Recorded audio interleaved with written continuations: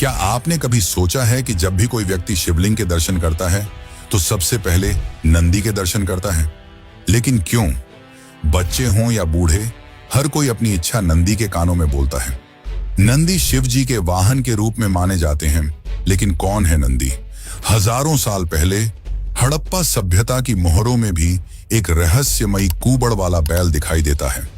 हड़प्पा सभ्यता 3500 से 4500 साल पुरानी है। तो क्या नंदी भगवान का इतिहास इससे भी ज्यादा पुराना है? जब आपको इसके पीछे का रहस्य पता चलेगा तो आप चौंक जाएंगे। आज जानेंगे हम भगवान शिव के ऐसे भक्त के बारे में जिसे हलाहल विष पीने के बाद भी कुछ नहीं हुआ, जो रावण से भी ज्यादा शक्तिशाली था। यह वीडियो है भगवान नंदी की कथा, जो शिव जी के परम भक्त थे और एक महाज्ञानी, जिन्हें वेद, पुराण, योग, ज्योतिष, आयुर्वेद और शास्त्रों का गहरा ज्ञान था। जब नंदी ने रावण को श्राप दिया, तभी उसके विनाश का आरंभ हुआ। यागंती उमा महेश्वर मंदिर, जहां कहा जाता है कि नंदी की मूर्ति बढ़ती जाती है। भगवान नंदी की कथा हमें कई हजारों साल पीछे ले जाती है। वीडियो शुरू करने से पहले पसंद आए तो लाइक अवश्य करें और कमेंट में जय नंदी जरूर लिखें।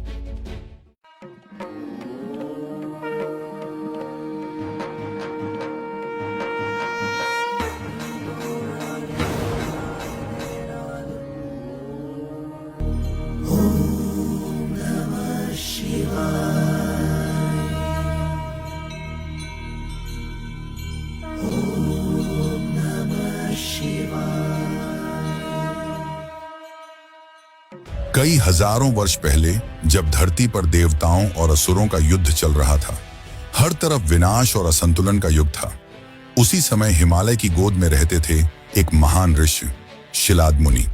उनका जीवन ज्ञान, तप और साधना से भरा हुआ था। वे शिव जी के परम भक्त थे, हमेशा उनकी साधना में डूबे रहते। वे तीनों वेदों के विद्वान थे। उनका ज्ञान ऐसा था कि कोई भी चौंक जाए। उनकी कुटिया में हमेशा मंत्रों की गूंज रहती। उनके पास सब कुछ था, लेकिन उनके मन में हमेशा एक प्रश्न रहता कि मेरे बाद मेरे इस अनंत ज्ञान को कौन ग्रहण करेगा। शिलाद मुनि जानते थे कि उन्होंने अपना पूरा जीवन केवल तपस्या और वेदों का ज्ञान अर्जित करने में लगा दिया है, और उनके पास कोई ऐसा व्यक्ति नहीं जिसे वे अपना ज्ञान बांट सकें। उन्होंने यह संकल्प लिया कि उन्हें एक संतान की जरूरत है। उन्होंने तपस्या का मार्ग चुना। तपस्या के लिए वे आगे बढ़े। वे साधारण जगह पर नहीं रुके। उन्होंने गंगोत्री की ऊंची और बर्फ से ढकी चोटियों तक यात्रा की, जहां किसी साधारण व्यक्ति या किसी साधारण ऋषि का पहुंचना नामुमकिन है। तपस्या शुरू हुई। वह कोई साधारण स्थान नहीं था।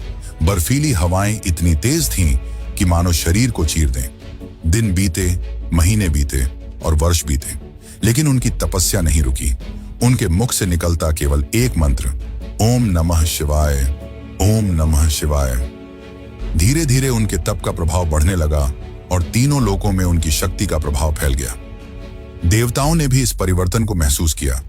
वे आश्चर्यचकित थे कि आखिर यह कौन है जिसकी तपस्या इतनी शक्तिशाली है कि उसका प्रभाव पूरे ब्रह्मांड पर पड़ रहा है। शिव जी प्रकट हुए और शिलाद मुनि से कहा, हे शिलाद, तुम्हारी तपस्या से मैं प्रसन्न हुआ, वर मांगो। शिलाद मुनि ने शिव जी को प्रणाम किया और कहा, प्रभु, मुझे एक ऐसा पुत्र चाहिए जो आपके समान हो, अजर, अमर और अद्वितीय ज्ञान व शक्ति से संपन्न। भगवान शिव मुस्कुराए। उन्होंने कहा, तथास्तु। शिव जी ने कहा, यह पुत्र मेरे अंश से उत्पन्न होगा। वह केवल तुम्हारा पुत्र नहीं होगा, वह मेरी भक्ति का प्रतीक होगा जो धर्म की रक्षा करेगा। अगले दिन जब ऋषि यज्ञ करने के लिए धरती को शुद्ध कर रहे थे, तभी एक अद्भुत घटना हुई। जमीन में दरार पड़ी और दिव्य रोशनी निकली, जिसमें से एक बालक प्रकट हुआ। वह रो रहा था। ऋषि को समझ आ गया कि यह शिव जी का वरदान है। उस बालक का मुख तेज से भरा हुआ था। उसका शरीर सुनहरी आभा से दमक रहा था। शिलाद मुनि यह देख अति प्रसन्न हो गए और उन्होंने उसे हाथ में उठाकर उसका नाम रखा, नंदी, जिसका अर्थ था आनंद, प्रसन्नता और परम सुख। नंदी का बचपन सामान्य बच्चों जैसा नहीं था। वे शिव जी के अंश थे। जहां दूसरे बच्चे खेलकूद में लगे रहते, वहीं नंदी शिव जी की साधना में लीन रहते, और उनके चेहरे पर ऐसा तेज था जिसे देखकर कोई भी समझ सकता था कि यह बालक सामान्य नहीं है। शिलाद मुनि ने नंदी को सामान्य ज्ञान नहीं दिया, उन्होंने नंदी को एक महाज्ञानी बनाया। उन्हें वेद, उपनिषद और पुराणों का गहरा ज्ञान दिया। इसके साथ ही उन्होंने योग, ध्यान, ज्योतिष, आयुर्वेद और शास्त्रार्थ जैसी गूढ़ विद्याएं भी सिखाईं। समय बीता और मात्र 8 वर्ष की आयु में वे तीनों वेदों के महाज्ञानी बन चुके थे। उनकी बुद्धिमत्ता इतनी थी कि बड़े बड़े बुद्धिमान महर्षि भी उन्हें देखकर आश्चर्यचकित हो जाते थे। धीरे धीरे उनकी चर्चा देवलोक तक पहुंच गई। देवता भी यह देखकर चकित थे कि इतनी छोटी उम्र में कोई इतना ज्ञानी कैसे हो सकता है। एक बार वसंत ऋतु के समय एक जंगल में 2 अत्यंत सुंदर अप्सराएं स्वर्गलोक से आई थीं। उनका नाम मित्र और वरुण था। उनका रूप इतना सुंदर था कि कोई भी उन्हें देखकर मंत्रमुग्ध हो जाता। वे दोनों ही शिलाद मुनि के आश्रम में अतिथि थे। जैसे ही वे कुछ समय वहां रुकी, उन्होंने देखा कि उनके सामने एक बालक है जो 8 वर्ष का है और वेदों का पाठ कर रहा है। अप्सराओं के मन में अपने सौंदर्य का अहंकार जाग उठा। उन्होंने एक दूसरे की ओर देखकर मुस्कुराते हुए कहा, देखो, यह तो एक साधारण मानव बालक है। दूसरी अप्सरा ने कहा, इतनी छोटी उम्र में इतना बड़ा ज्ञानी, लगता है यह कुछ ही समय में मृत्यु को प्राप्त हो जाएगा। यह सुनने के बाद भी नंदी क्रोधित नहीं हुए। नंदी ने कहा, देवी, किसी के रूप को देखकर उनका मजाक उड़ाना अहंकार है और अहंकार हमेशा नाश कर देता है। लेकिन यह सुनने के बाद भी वे दोनों चुप नहीं रहीं। वे कहने लगीं कि एक छोटा बालक हमें क्या उपदेश दे रहा है। जैसे ही नंदी ने यह सुना, वे क्रोधित हो गए और उन्होंने उन अप्सराओं को श्राप दिया कि जिस रूप का तुम्हें इतना घमंड है, वह रूप अब नष्ट हो जाएगा। जैसे ही यह हुआ, दोनों अप्सराओं का शरीर एक सामान्य मानव की तरह हो गया। उनका सौंदर्य समाप्त हो गया। एक शक्ति ने उन दोनों का सौंदर्य पलक झपकते ही छीन लिया। उन्हें नंदी के मुख पर शिवजी की आभा दिखी। तब उन्हें एहसास हुआ कि ये शिवजी के अंश हैं। दोनों अप्सराएं नंदी के चरणों में गिरकर माफी मांगने लगीं। उन्हें अपने अहंकार का एहसास हो चुका था। नंदी जी ने कहा, अगर आप दोनों पूरे मन से शिवजी की आराधना करो तो आपको आपका सौंदर्य वापस मिल सकता है। इस घटना के बाद नंदी जी महादेव के ओर बड़े भक्त बन गए। समय बीता और नंदी बड़े हुए। उनका एक ही उद्देश्य था, हर क्षण महादेव की सेवा करना और कभी भी उनसे दूर न होना।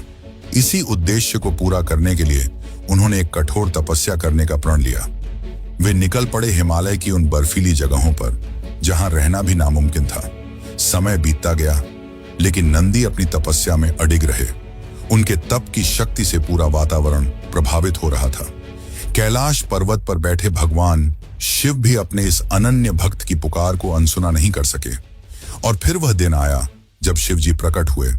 उनकी जटाओं से गंगा बह रही थी, गले में सर्प और आंखों में करुणा। जैसे ही शिवजी ने वरदान मांगने को कहा तो नंदी ने कहा, प्रभु, मुझे कोई और वरदान नहीं चाहिए। मैं केवल इतना चाहता हूं कि मैं सदा आपके चरणों में रहूं और आपकी सेवा करता रहूं। यह सुनकर शिवजी अत्यंत खुश हुए और उन्होंने नंदी को कई वरदान दिए। पहला, तुम मेरे सभी गणों के प्रमुख अधिपति बनोगे। अब से कोई भी गण तुम्हारी अनुमति के बिना कोई कार्य नहीं करेगा। दूसरा, तुम कैलाश पर्वत के द्वारपाल बनोगे। हर ऋषि, हर देवता तुम्हारी अनुमति से ही कैलाश में प्रवेश करेगा। और तीसरा, तुम मेरे वाहन ही नहीं बल्कि मेरे सबसे निकटतम मित्र भी बनोगे। फिर शिव जी ने अपना त्रिशूल उठाया और उसके प्रकाश से नंदी का मानव शरीर बदल गया। वे एक विशाल, शक्तिशाली और अजेय बैल के रूप में परिवर्तित हो चुके थे। उनका शरीर बर्फ के समान सफेद और निर्मल था और उनके सींगों पर स्वर्ण आभा चमक रही थी। लेकिन एक ऐसा रहस्य अभी बाकी है नंदी का, जिसे कोई नहीं जानता। आइए जानते हैं कैसे नंदी समुद्र मंथन से जुड़े हैं। कई वर्षों पहले देवताओं और असुरों ने एक साथ मिलकर अमृत पाने के लिए समुद्र मंथन किया। इसके लिए उन्होंने क्षीर सागर को मथना शुरू किया। एक ओर देवता थे, दूसरी ओर असुर, और बीच में मंदराचल पर्वत को मथनी और वासुकी नाग को रस्सी बनाया गया। मंथन से कई अमूल्य रत्न निकले और फिर निकला एक विष, जिसे हलाहल विष कहते हैं। इसे कालकूट भी कहा जाता है। जैसे ही यह बाहर आया, वातावरण इसकी गर्मी से जलने लगा। सभी देवता डरकर भाग रहे थे। सृष्टि का विनाश हो रहा था। यहां तक कि असुर भी डर गए और भाग रहे थे। महादेव ने बिना एक क्षण की भी देर किए ब्रह्मांड की रक्षा का निर्णय लिया। उन्होंने उस भयंकर हलाहल विष को अपने हाथों में लिया और उसे पी लिया। लेकिन यह विष इतना खतरनाक था कि स्वयं शिवजी भी इसकी गर्मी को नहीं झेल पा रहे थे। इसलिए उन्होंने इस विष को अपने कंठ में ही रोक लिया, जहां से उनका नाम नीलकंठ पड़ा। लेकिन जैसे ही शिवजी हलाहल विष का पान कर रहे थे, कुछ बूंदें उनके मुख से छलक कर नीचे गिर रही थी। सभी यह देख रहे थे, लेकिन किसी भी देवता या असुर में यह साहस नहीं था कि उसे जाकर रोके। तभी शिवजी के वाहन और अनन्य भक्त नंदी बिना सोचे वहां प्रकट हुए, और जैसे ही वह विष की बूंदें धरती की ओर गिरने लगीं, नंदी ने उन्हें अपनी जीभ से चाट लिया।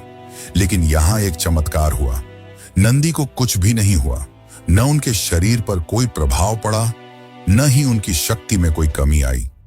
देवता यह देखकर स्तब्ध रह गए कि कैसे जिस विष ने महादेव तक को प्रभावित किया, उसे पीने से नंदी को कुछ नहीं हुआ। तभी सभी देवताओं और असुरों को नंदी की असली शक्ति दिखाई दी। उन्होंने शिवजी और नंदी को प्रणाम किया। हम नंदी को शिव के वाहन और शक्ति के रूप में जानते हैं, लेकिन बहुत कम लोगों को उनके विवाह और प्रेम के बारे में पता है। जब आप यह रहस्य जानेंगे तो चौंक जाएंगे। वीडियो पसंद आ रही हो तो एक लाइक और सब्सक्राइब जरूर करें। पौराणिक कथाओं के अनुसार नंदी का विवाह सुयशा नाम की एक कन्या से हुआ था। लेकिन सुयशा कोई सामान्य स्त्री नहीं थी।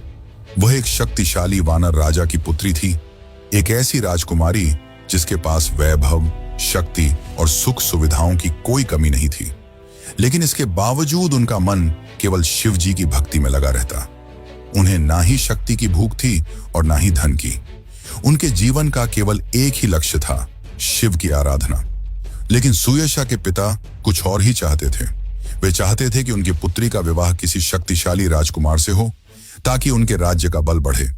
जब उन्होंने विवाह का प्रस्ताव सुयशा के सामने रखा, तब उन्होंने मना कर दिया, यह कहते हुए कि उनका जीवन केवल शिव जी को समर्पित है।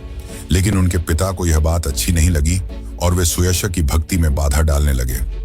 सुयशा ने सभी राजसी सुख सुविधाओं को त्याग दिया और जंगल की ओर चली गईं।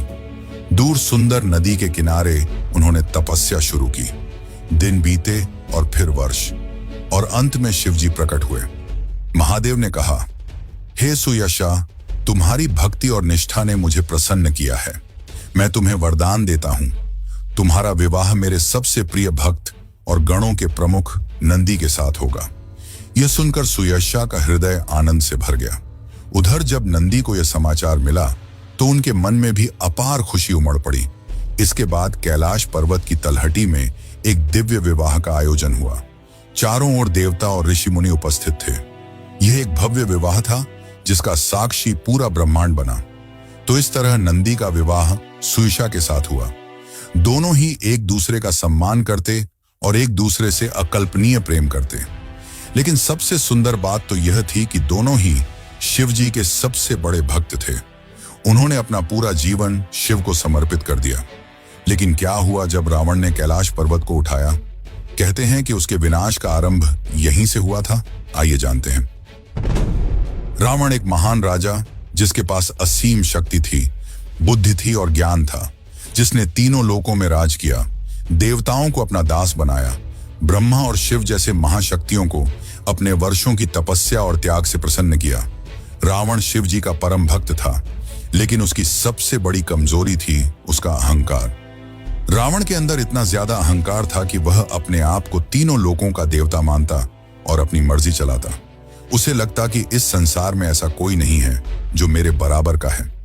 यही विश्वास अब उसके लिए घमंड बन गया, और घमंड व्यक्ति से गलतियां कराता है।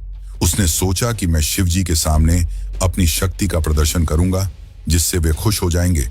इसी विचार के साथ वह हिमालय की ओर बढ़ा और कैलाश पर्वत पहुंच गया, वह स्थान जहां स्वयं महादेव निवास करते हैं।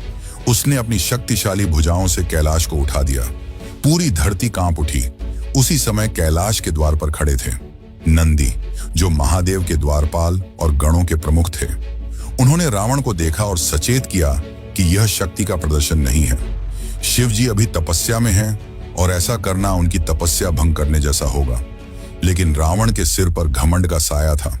उसने हंसते हुए कहा, एक बैल अब मुझे बताएगा कि क्या सही है, क्या गलत?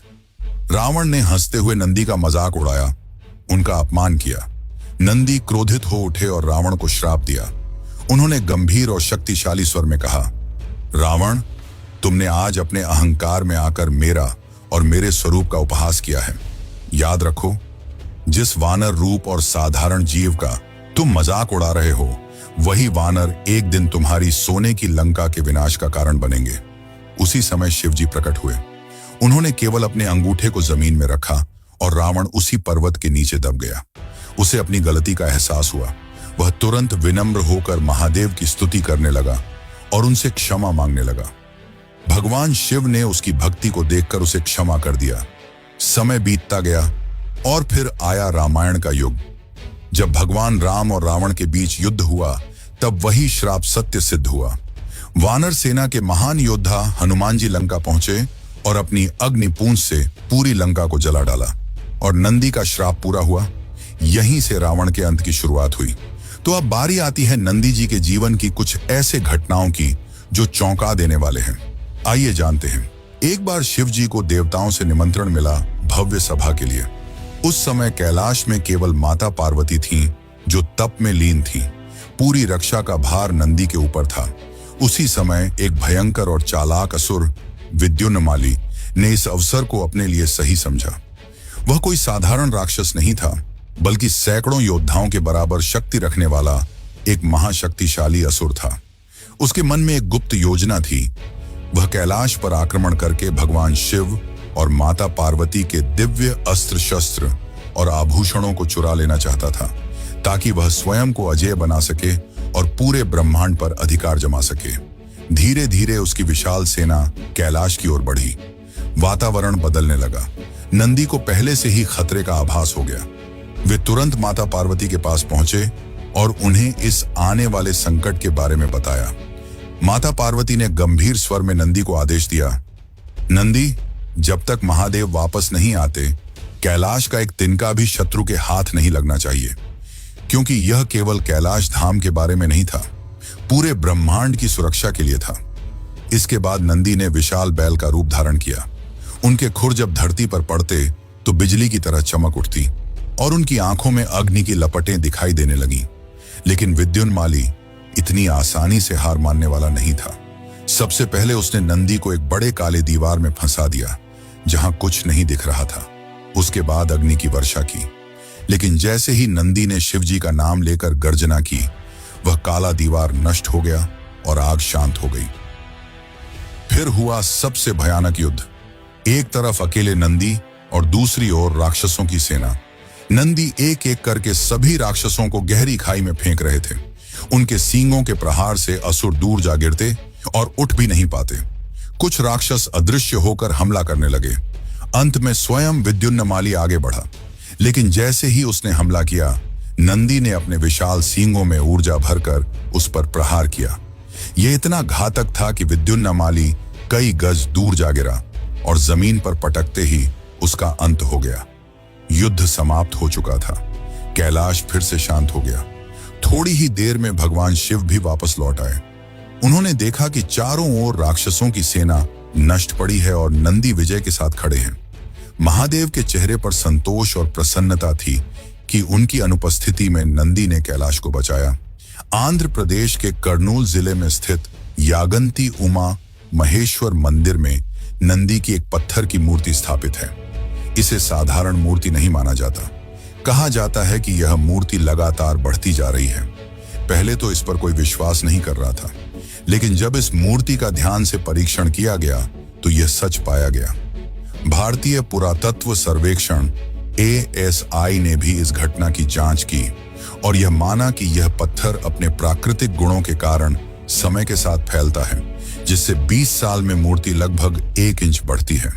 इतिहास में यह भी देखा गया कि मूर्ति की बढ़ती हुई आकृति के कारण कई खंभों को हटाना पड़ा। इसी के साथ एक और मान्यता है।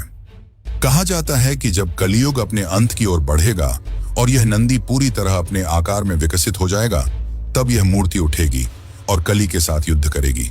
लेकिन क्या आपने सोचा है कि जब भी हम मंदिर जाते हैं तो नंदी के कानों में अपनी मनोकामना क्यों कहते हैं? इसके पीछे का कारण आपको चौंका देगा। मान्यता है कि भगवान शिव अक्सर गहन समाधि या ब्रह्मांडीय ध्यान में लीन रहते हैं। ऐसे में यदि कोई उन्हें पुकारे तो उनका ध्यान भंग हो सकता है, जो शिव जी का अपमान होगा। नंदी केवल शिव के वाहन या द्वारपाल नहीं हैं, बल्कि वे उनके मन और चेतना से सीधे जुड़े हुए हैं। उन्हें शिव जी के सबसे निकट माना जाता है। इसलिए जब कोई भक्त अपनी इच्छा नंदी के कान में कहता है तो यह माना जाता है कि नंदी उस प्रार्थना को बिना शिव की समाधि को भंग किए सीधे उनकी चेतना तक पहुंचा देते हैं। इस प्रकार नंदी के कान में फुसफुसाना केवल एक परंपरा नहीं, बल्कि एक आध्यात्मिक अनुशासन है। यह हमें सिखाता है कि हर बात सीधे नहीं कही जाती। कुछ बातें धैर्य, श्रद्धा और सही माध्यम के द्वारा ही अपने लक्ष्य तक पहुंचती हैं। तो यह थी भगवान शिव के वाहन और प्रिय नंदी की कथा। अगर वीडियो पसंद आई हो तो इसे लाइक करें,